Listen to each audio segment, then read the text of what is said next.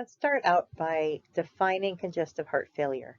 When we talk about congestive heart failure, we're talking about the heart being either too weak or the ventricles being too stiff to effectively pump blood through the body. A lot of times, shortness of breath and leg swelling are common symptoms. And if you look over here to the right, there is an illustration of a normal heart. And then further to the right, you can see it's a canine heart damage, but it's the same in humans, how the ventricles look very elastic and thin and not very muscular. So it's probably not working as efficiently or effectively as it should be. There are different types of heart failure. So there's left heart failure, right heart failure, or both sides of the heart are failing. The right side of the heart, remember, it brings unoxygenated blood to the lungs, and the left side of the heart takes oxygenated blood to the body. When we're talking about heart failure, you need to look at the ventricles because that's what we are discussing. It's important to discuss the vena cava, as I have a picture for you here on the right. We have a superior vena cava and an inferior vena cava. The vena cava brings all the blood to get it to the lungs.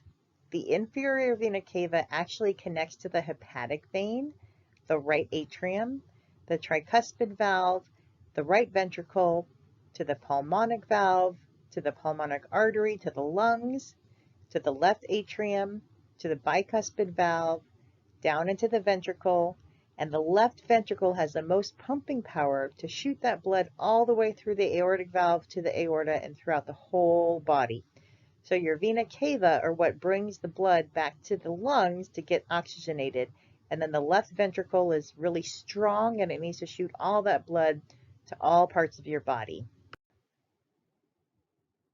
So again, when we're talking about heart failure, we're talking about the ventricles. We have a contraction problem or a not filling properly problem. The left-sided heart failure, you're going to have pulmonary symptoms. The ventricle is either too stiff or is not contracting like it should. It can be left-sided diastolic or left-sided systolic heart failure.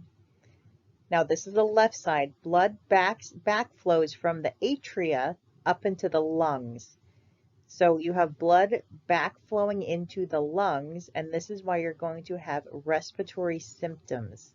You're going to increase the pressure of the right ventricle because there's a backup. There's a backflow. The blood is being backed up into the lungs. It can't get out of the left ventricle to the body. So left-sided heart failure, you're going to have respiratory symptoms. Again, congestive heart failure, the heart is too weak to pump efficiently and effectively, so it cannot provide proper cardiac output to all the organs. And when the heart muscles cannot contract too well or has become too stiff, this is when our patients go into heart failure. And we're talking again about the right and left ventricles. And a way that you can remember this is the mnemonic failure. We're going to talk about this. So talking about congestive heart failure, failure mnemonic, F is for faulty heart valves. We have 4 valves in the heart. The tricuspid and bicuspid valve can be narrowed or it can regurgitate, so it leaks. The heart is overworked, and then we can replace the valves if it's appropriate for that patient. So faulty heart valves, they're not closing and opening like they're supposed to. They're leaking, or they're just too stiff to open completely or close completely. A is for arrhythmias such as atrial fibrillation. The atrium are quivering, so the blood is not pumping, the blood is pooling. So the heart is tachycardic and it's putting a lot of strain on the heart muscle. So instead of the blood, keeping going forward, it's kind of stuck there, it's pooling, and when blood pools, we worry about it clotting, and then we worry about throwing a clot. So A in failure is arrhythmias or AFib. The I in failure, another cause of heart failure, is infarction, an MI. So we have plaque buildup in the arteries. And the plaque is blocking all the nutrients. So the heart becomes weak because when it tries to pump, all the blood is being blocked by all this plaque buildup, and so we can't get the nutrients to the body. So I is infarction, and MI. The L in failure is for lineage. Unfortunately, it's genetic. If our patient has a family history of congestive heart failure, they might be at risk of getting congestive heart failure themselves. So this is why it's important to do a thorough family history when talking about cardiac problems. Another cause for congestive heart failure, U in failure, is uncontrolled hypertension. This is known as the #1 silent killer because the patient might not know he has hypertension. High pressure causes beating on the heart, which causes ventricles to become stiff over time. And when the ventricles are stiff, they can't really expand and they're not elastic to allow the ventricles to fill up with the blood. Another cause of congestive heart failure is R in the failure is recreational cocaine and or alcohol abuse. So anytime we put any illicit substances into our body, it can affect how our muscles contract and expand and how elastic they are. So R is for recreational drug or alcohol abuse. And the E in failure, another reason why someone might have congestive heart failure is an evader or virus or a bacteria that affects the heart muscle. So it becomes inflamed and the muscle cannot work properly. Let's talk about right-sided heart failure. So think about the right side of the heart. There's too much backflow, so it will go backwards into the superior and anterior vena cava out to the peripheral. So remember, we have the superior and anterior vena cava. That's on the right side of the body. It's bringing all the blood, trying to get it to the lungs to get oxygenated. Well, if the right side of the heart is not pumping efficiently or effectively, we're going to have a backflow into those vena cava. So all of the blood congests into the interior vena cava, and it might actually get backed up into the liver. So right-sided heart failure, you're going to have a lot of peripheral edema, a lot of peripheral symptoms because the right side of the heart trying to get to the lungs, it can't, it's backflowing. So you're going to see a lot of peripheral signs and symptoms of the heart failure. So the patient with right-sided heart failure, it means the right side of their heart is not pumping blood to the lungs as efficiently and effectively as it should. The condition can develop if a person already has experienced weakness in the left side of the heart and now it's affecting the right side of the heart. It can also be called pulmonary heart disease because blood can become blocked in the left ventricle and lungs as well. We have a whole backup going on. This puts extra stress on the right ventricle to pump the blood into the lungs, and over time the right side of the heart is just too weak and it starts to fail because it has all this backflow pounding on it, and over time it just becomes very weak. So here's a visual for you, right-sided versus left-sided heart failure, but right-sided heart failure, think of R returning. The blood is going backwards into the liver and the periphery. The liver is really important. We're going to talk about that a little bit later, and you're going to see peripheral signs and symptoms. For the right, the blood is returning, going backwards into the periphery. There's a cool mnemonic you can remember for right-sided heart failure, and it's the word swelling, because you're going to see a lot of swelling with the right-sided heart failure. It's returning back to the periphery. So right-sided swelling. The S is for swelling of the hands, legs, liver, and then the periphery. So remember, all that blood is being backed up into the liver and the rest of the, fingers and toes. W is for weight gain. So we need to monitor daily weights because we have too much fluid being backed up in the body. Too much fluid will equal E, edema. You're going to have pitting edema in the legs. The first L is for large neck veins, or JVD. You know how to assess that from our talk on head-to-toe assessment, but this is an indication of fluid overload. Continuing on with right-sided heart failure. The second L is for lethargic. they're going to be tired because they can't get up without becoming winded because they don't have enough blood getting to their periphery, getting the oxygenated nutrients to their body. So they're going to be lethargic and tired. The I is for irregular heart rate. Many patients can flip into AFib from this right-sided congestive heart failure. N is for nocturia. So the patients have frequent urination in the middle of the night, and that's because when they're in bed, their legs are elevated and the fluid can actually enter back into the vascular system, and then it's going to go into the kidneys and get filtered out, and so they're actually going to have to urinate a lot at nighttime.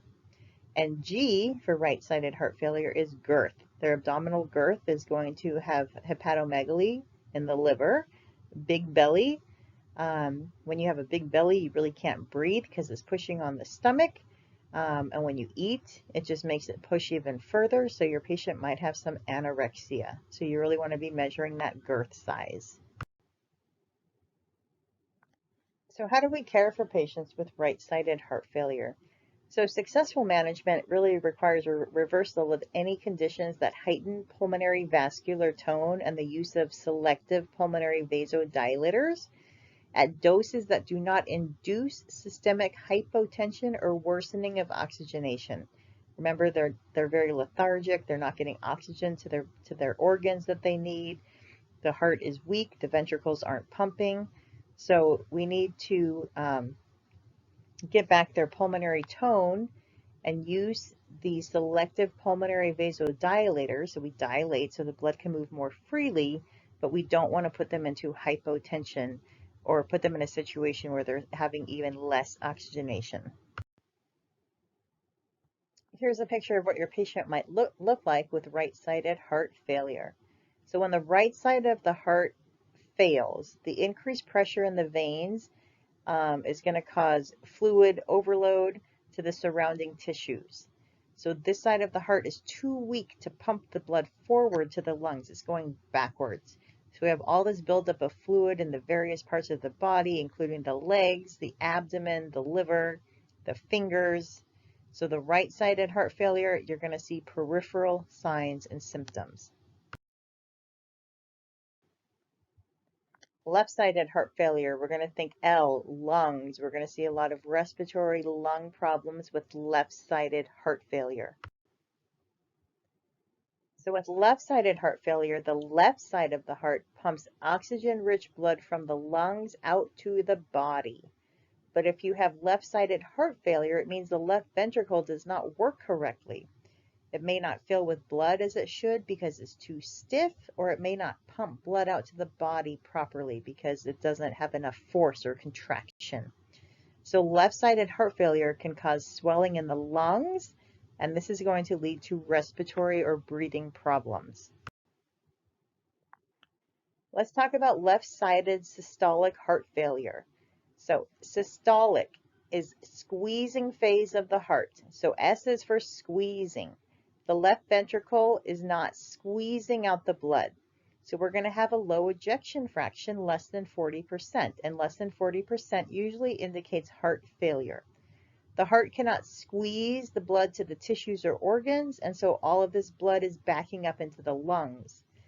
The ejection fraction that they diagnose the contracting ability of the left ventricle, the amount of blood that gets squeezed out of the left ventricle. So if your ejection fraction is 38%, only 38% of the blood is getting out of the left ventricle, and a normal ejection fraction, or EF as you'll see it, is about 50. So this is diagnosed with an echocardiogram or a heart cath or a nuclear stress test. Let's talk about left-sided diastolic heart failure. Left-sided diastolic heart function. Diastole is the resting phase of the heart or the filling phase of the heart, and the ventricle just cannot fill properly because it's too stiff to fill with blood. It contracts normally, but the filling is not, it's just too stiff to allow enough blood to get in there. But the contraction is fine, so the ejection fraction will be normal, but you're going to have a stiffening problem. The walls are too stiff to allow enough blood to enter that ventricle. A mnemonic you can remember for left sided heart failure is drowning. You can think about drowning because we're talking about the lungs. So the first letter D is difficulty breathing. We have too much congestion in the lungs. The R is for rails or crackles when you assess the lung sounds. O is for orthopnea. So our patients really can't tolerate lying down. They must sit up to breathe, especially while sleeping. They might prop themselves up with 2 or 3 pillows behind their back. W is for weakness. They're going to be extremely tired and fatigued because of their short of breath, and their heart can't compensate for this increased activity. So they're going to be very weak and tired. The N in drowning is for nocturnal paroxysmal dyspnea, which is awakening during sleep with extreme dyspnea, really hard to breathe. I is increased heart rate. So due to fluid overload, and the heart is trying as hard as it can to get the blood to the organs, but it can't because of the muscle failure. It's too weak. N is for a nagging cough, and this can be frothy or blood-tinged sputum from fluid overload in the lungs, and this is not a good sign. And G is for gaining weight in the body because we're retaining fluids. So we need to watch out for 2 to 3 pounds gained in a day or about 5 pounds in a week. We need to let our patients know to weigh themselves and to report this to their provider. So here's a visual of what your patient might look like with left-sided heart failure. Take a moment and look at the slide so you can kind of understand what is going on with the patient. Again, this is backing up into the lungs, so you're going to have a lot of respiratory problems with left-sided congestive heart failure. Here's another mnemonic to help you with left-sided heart failure, but again, the best left-sided heart failure definition is that the left side of the heart is damaged and can't pump very well. So it's working as hard as it can to send the blood through the body. It can be referred to as left ventricular failure because, again, we're talking about the ventricles, and the ventricle, especially the left ventricle, is what supplies most of the heart's pumping power. So it's really hard for the left ventricle to pump blood. The fluid is backing up into the body, into the lungs, and many people with left-sided heart failure are going to complain of shortness of breath. So how is heart failure diagnosed? One way we can diagnose this is the provider can order a BNP. This is a biomarker that's released by a ventricle when there is excessive pressure on the heart. So if the reading comes back less than 100, there's no heart failure. 100 to 300, it's present. Greater than 300, it's mild. And greater than 900 is severe heart failure. The provider will most likely order a chest x-ray to look for congestion in the lungs and to see if the heart is enlarged. And here's an example of an x-ray on the left. Here's a side-by-side comparison of left versus right-sided heart failure, what you're going to expect to find, what you're going to expect to assess. Just remember left side, lungs, we're going to have a lot of respiratory problems. Right side, we're going to have backup into the periphery. You're going to see a lot of peripheral signs and symptoms. So how are we going to treat congestive heart failure? You can remember the mnemonic unload fast. So we're going to have our patient in an upright position. We're going to be giving nitrates so we can vasodilate our body. Lasix to get off the excessive fluid. Oxygen to keep their oxygen saturation up. ACE inhibitors because we want to keep that blood pressure under control and not make the heart work harder than it already is. Digoxin, it's an inotrope, so it helps the heart pump effectively and efficiently. We're going to decrease the patient's fluids because we have too much fluids on board. We're going to decrease the afterload of the heart. We're going to decrease their sodium because, water follows sodium, sodium follows water. We don't need any more fluid on the body. And of course, we're going to be ordering tests such as potassium levels and our ABGs and our DIDS levels to make sure we're not toxic. This is a good visual side by side, the left-sided heart failure versus the right side of the heart failure. Maybe print this out and keep it for review so you remember what your patient is probably going to look like depending on what side of the heart is failing. So again, by now you're probably going to dream this. Left-sided heart failure, you're going to have pulmonary symptoms. Right-sided heart failure, you're going to have peripheral symptoms. Just know that right-sided heart failure is not as common as left, but right-sided heart failure can occur after left-sided heart failure has started because there's too much backup and too much pressure on the heart, where it's actually going to affect the right side of the heart as well. So in educating our patients on how to live and deal with congestive heart failure, here's a handout you can give to your patients, 12 practical tips for dealing with congestive heart failure. But our goal is to make sure that our patients understand that they need to continue their medications, follow their strict diet. Heart failure can be exacerbated with nothing else going on. It can come out of the blue, but it can be exacerbated with people who don't follow the diet, or they're not following their fluid restrictions, or if they get infection or a bacteria or a viral infection because it's putting unnecessary stress on the body, if they're having uncontrolled AFib, or of course if they're in renal failure. Remember, the heart and kidneys go hand in hand, so anything that's affecting the heart is going to inevitably affect the kidneys. Categories of medications you're going to give people with congestive heart failure. You can remember the saying, always administer drugs before a ventricle dies. It's going to tell you what kind of medications we're going to give. But remember, in heart failure, we're talking about the ventricles. Either the ventricles are too stiff, so the blood can't fill properly, or the ventricles aren't pumping strong enough, so the blood is not getting out to where it needs to go. So the patients with congestive heart failure will probably be on an ACE inhibitor. It's the first line of treatment. Remember, these medications end in pril.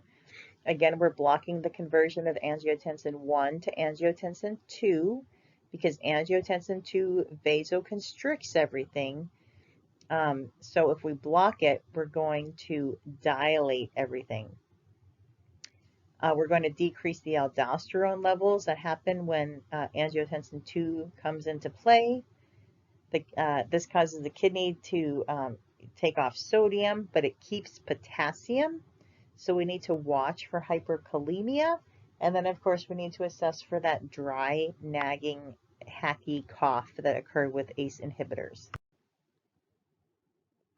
The patient might be placed on an ARB, especially if the patient cannot tolerate the ACE because of the dry, nagging cough. These are angiotensin 2 receptor blockers, and they end in sartan, S-A-R-T-A-N. They block angiotensin 2, so we will have vasodilation occur in the body. This is going to decrease aldosterone in the body, so we're going to keep potassium and get rid of sodium. So here's the mnemonic for losartan and angiotensin 2 receptor side effects. Losartan, so you might have a low blood pressure, you might have other fatigue, headache, dizziness, some swelling, an allergic reaction, raised potassium. We can't give it to pregnant people. We could have acute kidney injury, and it might cause nasal congestion. Diuretics. We're going to give diuretics to our patients with congestive heart failure because we have too much fluid on the body. Loop diuretics, such as Lasix, they waste potassium, so we need to check our potassium levels. Potassium-sparing diuretics, such as aldactone, they keep potassium, so we try to tell our patients not to eat high potassium foods if they're on an ACE or an ARB because we're going to keep the potassium, and so we need to always monitor the potassium levels. Diuretics are going to get rid of water and sodium, get rid of the edema to help the heart pump more efficiently. Of course, their urination is going to increase. And again, anytime we talk about the heart, we need to look at the kidneys. So we're going to be looking at the function of the kidneys with the BUN and the creatinine. And this is usually given with an ACE or an ARB. Beta blockers. So we know that beta blockers block norepinephrine and its effects on the heart. And these medications end in OLOL. The goal is to slow down the heart So it's going to decrease the myocardial contraction, which is going to decrease the heart's workload. And it's going to weaken the heart's contraction. So we do not want to give to a patient with systolic CHF because it's going to weaken the contraction even more. Remember, people with systolic heart failure, the ventricle is not contracting, it's too weak. So we're not going to give a medication that's going to make it even weaker. We want to give this with stable systolic heart failure patients and along with their beta blockers. And we're going to give with diastolic because the ventricle is too stiff. It's going to slow the heart rate to let the ventricle rest more so we can get more blood in there. Some beta blocker side effects that you need to be aware of. So we need to check their heart rate because the whole goal of giving this is to decrease their heart rate, but we need to make sure it doesn't go too low that they're bradycardic. Again, for our patients who have diabetes, we need to have them check their glucose because sometimes when they become hypo, their heart rate increases, but they can't if they're on a beta blocker. We don't want to give these to patients with COPD or asthma, and we don't want to take beta blockers with grapefruit juice because it inhibits the absorption of the medication. Heart failure patients are going to be on anticoagulants. It's not used in every patient, but we need to think if our blood is not being pushed out to the rest of our body, if it's pooling, we have a risk for throwing a clot. So if your patient is in heart failure and has a history of AFib, these usually go hand in hand because our atrium is quivering and the blood is just sitting there, and then of course it can clot and you can throw a clot. So if the ejection fraction is less than 35%, the heart is not squeezing all of the blood out. So at this point, there is a risk of blood pooling. Vasodilators. So some patients can't tolerate an ACE or an ARB. So what we can give is hydralazine, which is an artery dilator, or Isordil, which is a venous dilator, and it decreases blood and fluid going back to the heart. So it's going to decrease the workload of the heart, but a side effect you need to understand is hypotension and risk for orthostatic hypotension. So we're trying to vasodilate those vessels, get more blood pumping through so it can get the oxygen and the nutrients to the body, but just know that this is going to decrease their blood pressure so they could be at risk for a fall when getting into and out of bed. Some patients with congestive heart failure might be on digoxin, and dig is a positive inotrope, so it increases the ability of the heart to pump stronger, but it's going to keep the beats slower. So this is used for left ventricular systolic heart failure.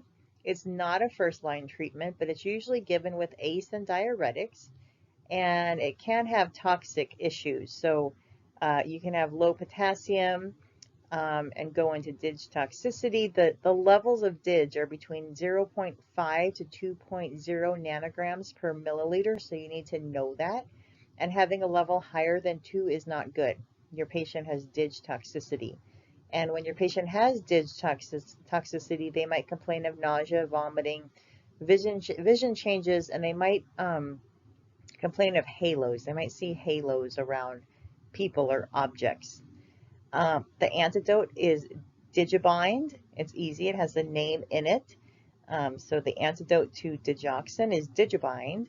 And you're always going to check the apical pulse for 1 full minute to make sure it's greater than 60 beats per minute before giving the digoxin to the patient.